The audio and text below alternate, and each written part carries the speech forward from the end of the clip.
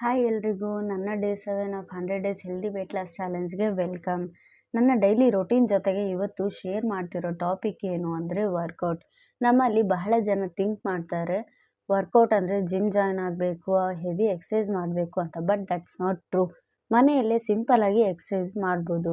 Like jumping, squats, skipping, few push-ups, ಹಾಗೆ ಲಾಸ್ಟಲ್ಲಿ stretching ಮಾಡಿಕೊಂಡು ನಮ್ಮ ವರ್ಕೌಟ್ನ ಮುಗಿಸ್ಕೋಬೋದು. ಈ ವರ್ಕೌಟಿಂದ ಬೆನಿಫಿಟ್ಸ್ ಏನು ಅಂದರೆ ವೆಯ್ಟ್ ಲಾಸ್ ಮಾಡ್ಬೋದು, ಬಾಡಿ ಫಿಟ್ಟಾಗಿ ಇಟ್ಕೋಬೋದು, ಬಾಡಿ ಸ್ಟ್ರಾಂಗ್ ಆಗುತ್ತೆ, ಸ್ಟ್ರೆಸ್ ಆ್ಯಂಡ್ ಟೆನ್ಷನ್ ಕಡಿಮೆ ಆಗುತ್ತೆ, ಹಾರ್ಟ್ ಹೆಲ್ತ್ ಚೆನ್ನಾಗಿರುತ್ತೆ, ಹಾಗೆ ಫುಲ್ ಡೇ ಎನರ್ಜಿ ಆಗಿರೋಕ್ಕೆ ಹೆಲ್ಪ್ ಆಗುತ್ತೆ. ಡೈಲಿ ಜಸ್ಟ್ 20-30 ನಿಮಿಷ ಸಾಕು, ಹೆವಿ ವರ್ಕೌಟ್ ಬೇಡ.